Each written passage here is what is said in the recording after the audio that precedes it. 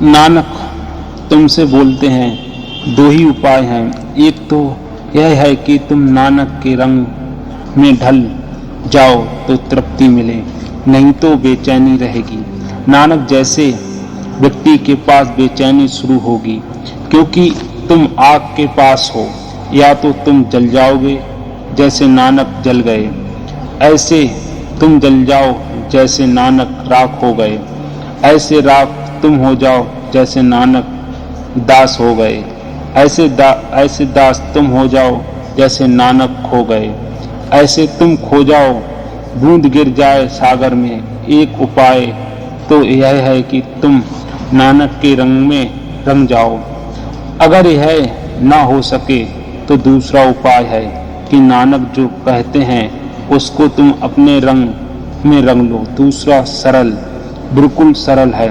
इसलिए तो जो कहा जाता है भाई नहीं सुनते, हम तो सुनना चाहते हैं, भाई सुनते हैं। जो बताया जाता है हम उसमें ही भाई अर्थ निकाल लेते हैं जो हमारे अनुकूल है।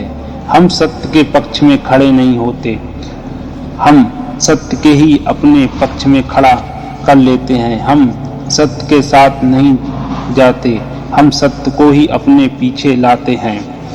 और यही फर्क असली खोजी और नकली खोजी में है। असली खोजी सत्य के पीछे जाने को तैयार होता है, चाहे सत्य कहीं भी ले जाए, चाहे कोई भी परिणाम हो, चाहे जीवन गंवाना पड़े, चाहे सब हो जाए। सत्य का खोजी सत्य के पीछे जाता है, सब गंवाने को तैयार है। दूसरा भी सत्य का खोजी जो धोखे में है, धोखेबाज है, वह सत्य के पीछे नहीं जाता, वह सत्य को अपने पीछे लाता है। और सब भी तुम सत्य को अपने पीछे लाते हो, तभी यह असत्य हो जाता है। तुम्हारे पीछे सत्य कैसे आएगा? तुम्हारे पीछे असत्य ही आ सकता, क्योंकि तुम असत्य हो, तुम्हारी छाया असत्य होगी। तुम चाहो तो सत्य के पीछे जा सकते हो, लेकिन सत्य तुम्हारे पीछे नहीं जा सकता। सत्य तुम्हारी धारणाओं में ना समाएगा, सत्य तुम्हारे बर्तनों में ना आएगा। सत्य तुम्हारे लिए काफी बड़ा है और सत्य तुम्हारे पीछे कैसे हो सकता। इसलिए नानक कहते हैं, मरने की गति कही न जाए, जे कहे पीछे पछताए। जो कहता है वैसे पीछे पछताता है। एक और कारण भी ध्यान में रख लेना चाहिए, उस कारण को पछतावा होता है, जो मैंने शुरू में कहा। जब भी तुम मनन के करीब पहुंचने लगोगे, तभी तुम मध्य में आ जाओगे। वहां से दो गतियां हैं, यहाँ तो तुम दूसरे को बताने निकल पड़ो तो तुम पछताओगे। इसलिए तब भी दूसरे को बताने का ख्याल उठे, गुरु से पूछ लेना। गुरु जब तक ना कहे मत बताने जाना किसी को, क्योंकि तुम अपने पर भरोसा मत करना। अहंकार के खेल में बड़े बड़े सूक्ष्म हैं, जरा सा मिला नहीं वह बहुत ही घोषणा करने लगता है,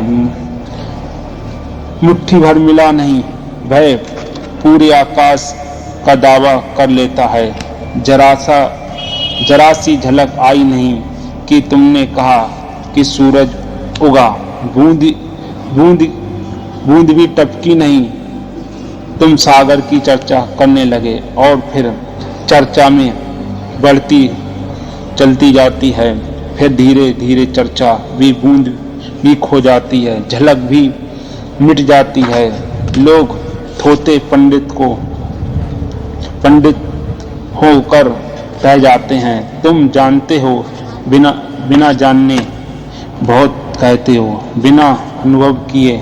अगर तुम उनके जीवन में बहुत गौर से देखो तो तुम पाओगे कि जो वे कहते हैं उसके ठीक विपरीत चलते हैं। एक ट्रेन में ऐसा हुआ, गाड़ी छूट गई थी और मुल्ला नसरुद्दीन भागकर चढ़ने की कोशिश कर रहा था। डंडा भी उसने पकड़ लिया, एक पैर भी पायदान पर रख लिया। तभी गार्ड ने उसे नीचे खींच लिया और कहा कि बड़े मियाँ, चलती गाड़ी में चढ़ना जुर्म है, नीचे उतरो। मुल्ला उतर गया। फिर गाड़ी करीब करीब निकलने के करीब थी, प्लेटफार्म के बाहर। तब गार्ड का डब्बा आया। गार्ड छलांग लगाकर अपने डब्बे में चढ़ने लगा। मुल्ला ने झटक से उसको नीचे पटक लिया और कहा, बड़े मियाँ, दूसरों को मना कर सकते हो और खुद ही काम करते हो। पंडित की आवश्यकता ऐसी है, वह दूसरे को कह रहा है, उसमें सिर्फ कहने का रस है, उसमें जीवन की रसता नहीं बह रही है, वह उसका अपना अनुभव नहीं है और यह खतरा सदा है। जब तुम मध्य में आओगे, उच्चार को छोड़ोगे, शब्द में ठहरोगे, वहां से दो मार्ग खुलते हैं। एक मार्ग है पंडित होने का, क्योंकि तुम शब्द के मालिक हो जाओगे। अब तुम शब्द में खड़े हो, तुमने एक परत पार कर ली, तुमने कुछ थोड़ी भनक भी पाई है। अब तुम्हारे सामने दो मार्ग हैं, एक तो है ज्ञानी का और दूसरा एक पंडित का। पंडित का मार्ग है कि तुम फिर बाहर चले आओ, उच्चार की दुनिया में समझाने लगो। ज्ञानी का मार्ग है कि अब तुम शब्द को भी छोड़ दो, पूर्ण अनुच्चार में लीन हो जाओ, क्योंकि गुरु जब तक ना कहे दूसरे को बताने मत जाना। बुद्ध का एक शिष्य पूर्ण कश्यप हुआ, वह ज्ञान को उपलब्ध हो गया, लेकिन चुपचाप बुद्ध के पीछे छाया की तरह चलता रहा। वर्ष भर बाद उसकी उपलब्धि के वर्ष भर बाद बुद्ध ने उसे बुलाया कि अब तू मेरी छाया की तरह क्यों भटक रहा है? अब तू जा और जो तूने जाना है लोगों को बता दे। पूर्ण ने कहा, मैं आपकी आज्ञा की प्रतीक्षा कर रहा था, क्योंकि मन का क्या भरोसा बताने में कहीं रस ना आए और जो मुश्किल पाया है कहीं बताने में खो जाए, कहीं अड़चन आ जाए, कहीं अहंकार निर्मित होने लगे कि मैं जानता हूँ। ज्ञान को पाना कठिन है, खोना आसान है, क्योंकि बड़ा सूक्ष्म मार्ग है। भटक सकते हो जरा में। तो पूर्ण कश्यप ने कहा, जब आप समझोगे कि बता सकता हूँ तब आप खुद ही कहोगे, इसलिए मैं चुप था। गुरु जब तक ना कहे तब तक बताने मत जाना, कहीं तो पछताओगे और पछतावा भारी पड़ेगा। करीब करीब पहुँचते किनारे के और भटक गए। नाव लगने को ही थी, फिर किनारा दूर हो गया। हाथ पहुँचने कोई थे, करीब थे, और तुम किसी और दूसरी बात में लीन हो गए। पंडित आखिरी प्रलोभन है, क्योंकि अहंकार आखिरी प्रलोभन है। नानक कहते हैं, मरने की गति कहीं न जाए, जे कहे पीछे पछताए। मन की गति कहीं नहीं जा सकती, जो इसे कहता है वह पीछे पछताता है। न कागज है, न कलम है, न लिखने वाला है जो मरने स्थिति पर विचार कर सके। कहेगा कोई, क्योंकि जैसे जैसे मनन गहरा होता है वैसे वैसे कर्ता खो जाता है। मन तो समाप्त होने लगता है। मन की मृत्यु है। मन कह सकता है, लिख सकता है, बोल सकता है, बता सकता है। मन की सारी कुशलता बताने की है। जो तुम जो ही भी जानते हो वह भी मन बता सकता है, और बार बार बताकर तुम इस भ्रांति में भी पड़ सकते हो कि मैं जानता हूँ, क्योंकि जिस बात को तुम बार बार बताते हो तुम भूल ही जाते हो कि मैंने भी इसे जाना या नहीं। तुम्हें लगने लगता है मैं भी जानता हूँ। सोचना क्या क्या तुम वे ही हो जो तुम जानते हो, या वे बातें भी कहते हो जो तुम जानते नहीं। तुम जानते हो परमात्मा को नहीं जानते, तो तुम मत कहना कि किसी को तुमने जाना है।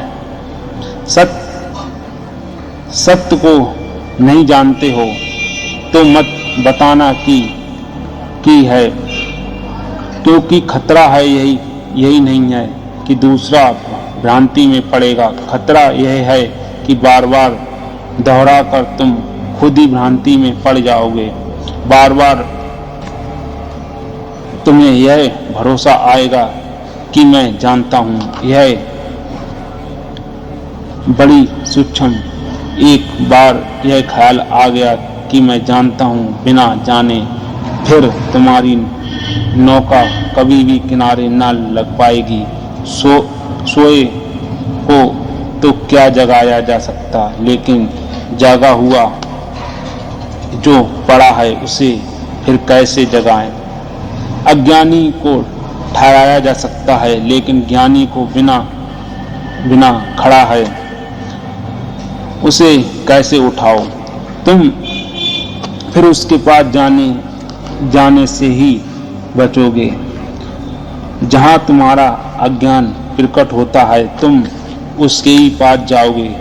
जहाँ तुम्हारा ज्ञान मौजूद होता है पंडित अज्ञानी को खोजेगा, पंडित ज्ञानी से बचेगा।